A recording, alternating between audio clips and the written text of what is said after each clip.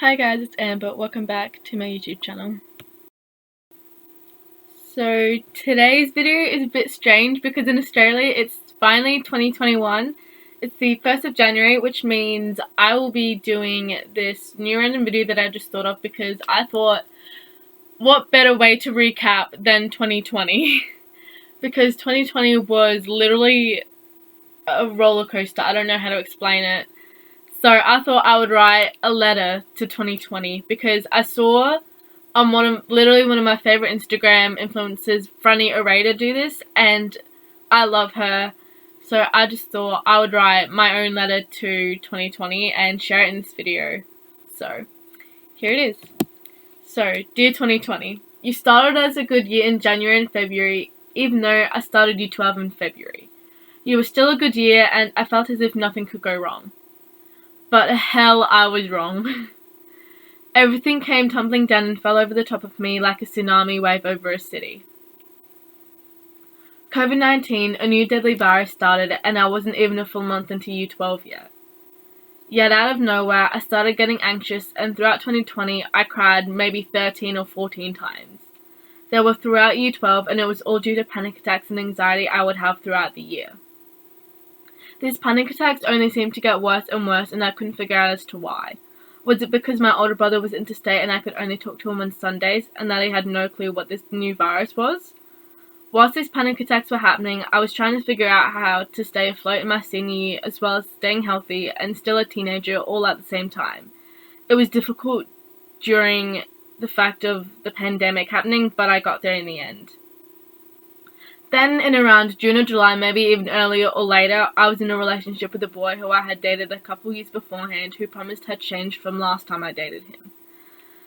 I won't lie, I was pretty much manipulated to date him again, as he just wouldn't stop asking me, and I caved in, and I finally said yes.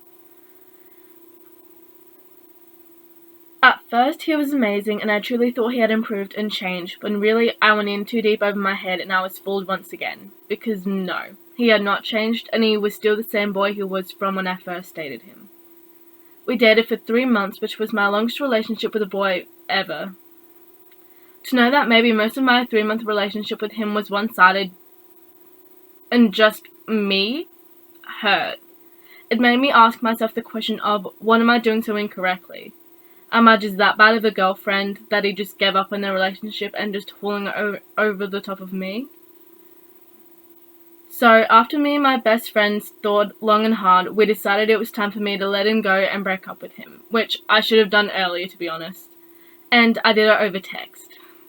I know what you're thinking, and Amber, why? And I know it's horrible, but I did it because I had the biggest fear that if I were to tell him personally after school or whenever I saw him next, that he would get physical and hurt me. And that was something I did not want, and I don't want to be put into that position where I feel like my significant other is going to be physically abusive to me or my friends. So that's why it was done over text, and it was also because he went to the dingy public school across the shopping mall from my Catholic school. So I did it during school hours. Then I got more anxiety because of year 12, and a fond memory of that was crying in front of my year 12 drama teacher because he became worried about me. As did my other year 12 teachers. Whoops. I was slowly spiraling out of control, and it scared me. However, I wanted to remain positive because it was my last year of high school, and I wanted to make it as amazing as I could. However, 2020, you taught me an important lesson, as this year I graduated high school, I turned 17, I cried like around 14 times. October marked 6 years since my dad passed, the whole shebang. However, the lesson you taught me was bigger than any other year, and that was that no matter how tough life may seem, just think about those who couldn't get to the finish line or those who never saw the finish line of 2020.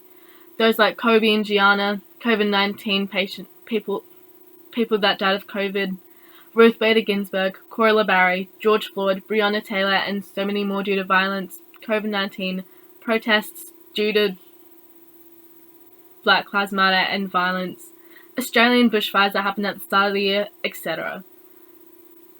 What if those people never died and stayed with us? What, would we still be the same people we were at the start of the year if those things didn't happen? I highly doubt it. 2020 really taught me that everything happens for a reason.